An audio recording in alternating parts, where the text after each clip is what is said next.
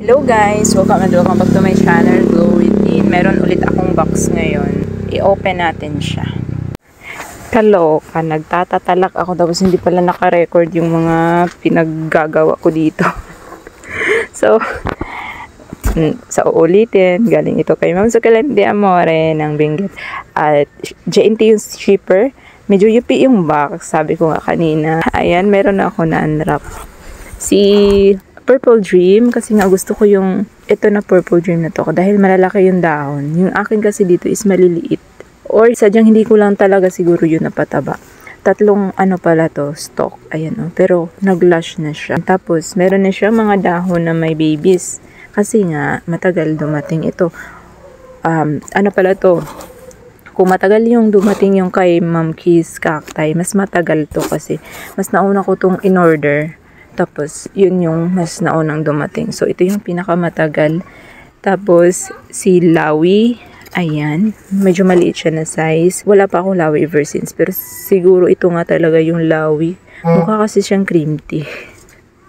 Pero ano siya? Compact. 'Di ba? Tapos, pink yung kulay. Ganito din kasi ang kulay ni Lawi kapag mag-stress dito sa area ko, guys. Oh, no. Color ni cream tea, yan, kapag nag-stress. Pero ayan, mafarina siya at wala pa akong Lawi. Mukhang mabait naman si Lawi dito sa area ko kasi magkamukha nga lang sila ni cream tea tapos mabait si cream tea, so baka mabait din siya. Tapos ito, clamp na suyon. Ayan, nakailang suyon na rin ako at medyo sensitive kasi si suyon dito sa area ko, guys. Ayaw niya ng water, ganun. So, try ko ulit siya ngayon kasi gusto ko yung kulay niya. At saka clamp na rin siya. Tapos, na-open ko din ito. Yan, si Variegated Gilva. Para siyang, kamag-anak siya ni Moonstone or Choco Moonstone. Ayan, need dito ng water. Na maalam kasi si Variegated Gilva ko dito. Dati, tumaba na yun, guys. Na maalam siya dahil sa manok. Pinagkakagat yung dahon. Ewan ko ba nung nakita niya dun sa gilva ko at kinain niya.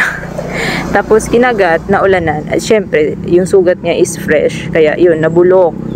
Kaya siya na maalam. Tapos eto, hindi ko na maalala yung ID nito pero mukha siya si Lawrence's. Pero feel ko hindi siya si Lawrence's, guys. Ang ganda kasi ng kulay niya. Oh. Diba? Malaki na rin siya. Tapos si Beyonce, walang sawang kaka-order ng Beyonce kahit na mamaalam siya. Yan, leggy na siya, guys. Super. Sa tagal ba naman niyang di na-ship. Siguro yung pinaglagyan din ni Ma'am sa pag-air dry niya is kulang din sa sunlight or natakot siya na baka maubos yung dahon. Kasi diba magda-dry out yung lower leaves kapag mainit. Tapos hindi na siya nakatanim. So yun yung nabuksan ko doon na hindi na record. Next ito, ayan. Free ko ito. Si Marble Gold. Nahihirapan din ako mapabuhay ng Marble Gold dito kasi lagi siyang pinutakte ng millibugs. Pero meron akong natira pa na isa na Marble Gold. Gustong gusto ko din kasi ito, guys. Salamat sa free, Ma'am. Mayroon na siyang, ayan, aerial roots. Tapos, ayan, ang malaking si pink butterfly. Hindi ko pa rin siya mahatak. So, later na siya. Super lucky na si Harry Watson. Tapos, hindi ko din mahatak. Ito pala yung nakadagan sa kanila. Basa. Hala. Basa ka. Ikaw pa naman yung maarte. Dark na yung mga basang nakikita nyo kanina na mga dahon. Ayan, oh. Nag-dark na siya. Watery kasi siya, guys. Marami ito nasipsip na tubig bago na-uproot. Kaya ganyan siya. Bumili ulit ako ng Lovely Rose kasi nga yung mga Lovely Rose ko dito na tumagal na sana yun, guys. Nabuhay ko na nasira nung nilagyan ko ng pumice stones as toppings. Malalaking pumice stones. So, ayaw ata niya ng ganun. Ayan. Lush ito eh. Pero multiple stem siya. Bihira ka makakita ng Lovely Rose na yung isang stem lang. Lush na isang stem. Bihira yung ganun. Ay, sana okay pa to. Grabe yung dahon. Sayang, guys, Meron na siyang aerial roots. Pugutan ko na lang to. Matanda na kasi. Ayan. May mga black talaga. Sobrang dami tubig. Ito kailangan talagang alisin. Yung mga ganyan, okay pa yan kasi lalo na kung kumakapit pa siya sa stem, yung mahirap alisin baga. Yun. Pwede mo yung hayaan. Pero itong nag-black, tapos sobrang bilis na matanggal, itanggalin mo na. And the others, pwede mong iwan. Iwan mo na dyan sa stem. Okay pa naman siya, ano. Ayan, oh. Ayan. Parang mga variegated. Pero hindi ito variegated, eh. Ganyan lang talaga siguro yung kulay doon sa kanila. Ito, ayun, kaya na nating alisin to. Sobrang laki talaga nito. At sobrang mura to, guys. Mura ko lang to nabili. Parang 150. Isang ganito na siya. Sobrang laki. Mabilis din naman itong padamihin si mga kalanchoe. Yan. Pero yung lavender na kalanchoe, guys, yun ako, doon ako nahirapan. Or kalanchoe violet ba yun? Nahirapan ako doon magpabuhay. Hinahanapan ko pa siya ng paraan. Tsaka lugar kung saan siya mas hiyang. Kasi parang ayaw niya doon sa ROS. Eto, okay naman to sa ROS. Gaya nung mga kalanchoe na meron na ako dito. Lalo na yung sino nga yun? Ay, hindi ito pink kalanchoe yata, guys. Si pink scallops to. Ano nga yun? Si Indonesia na kalanchoe. Yung magandang kulay. Yun. Gusto niya sa ROS. Nabali na yung sanga niya. Daming basa na dahon. Pero okay lang. Lush naman siya. Pwede na yan tanggalin. Tapos itanim ng separate. Bulok na yung stem. Dito kailangan na putulin. So, ayusin ko na lang yan mamaya. Yan. Importante ma-unwrap natin to. Kasi kapag hindi to ma-unwrap, mabubulok lalo. Dahil basa siya. Yan. Laki nito. Kasabay ko to is silang in order ni Harry Watson. Hello, meron pang isa.